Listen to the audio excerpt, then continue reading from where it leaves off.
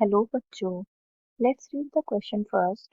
If the curves x equals to y to the power 4 and xy equals to k cuts at right angles, then 4k to the whole power 6 is equals to. हमें यहाँ पर 4 options given है. यहाँ पर हम की concept use करेंगे, that is curves are orthogonal. So m1 into m2 is equals to -1. m1 m2 क्या है यहाँ पर?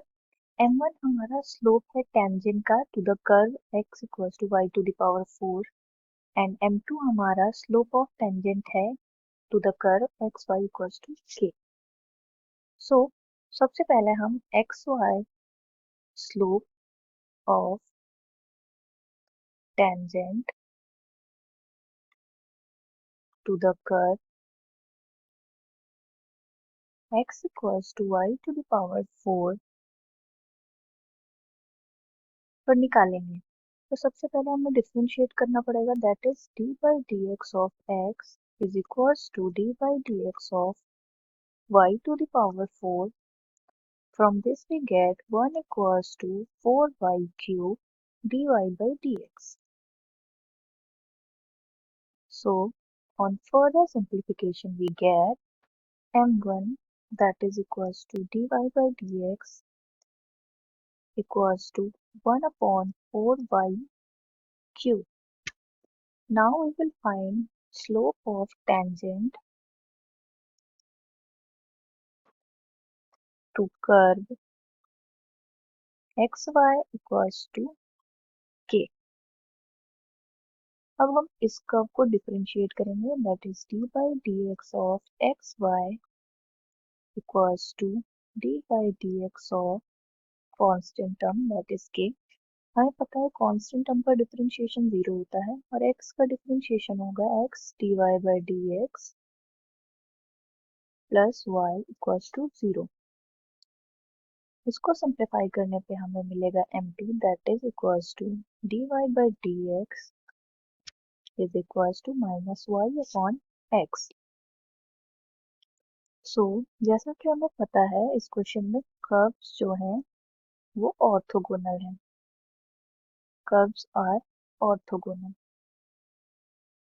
सो हम यहाँ पर यूज करेंगे m1 into m2 is equals to -1. So m1 की वैल्यू है 1 upon 4y cube into m2 की वैल्यू है -y upon x that is equals to -1. सो इसको सिंप्लीफाई करने से हमें मिलेगा y से हमारा एक y कैंसिल हो जाएगा, तो हमारा रिजल्ट क्या आएगा फाइनली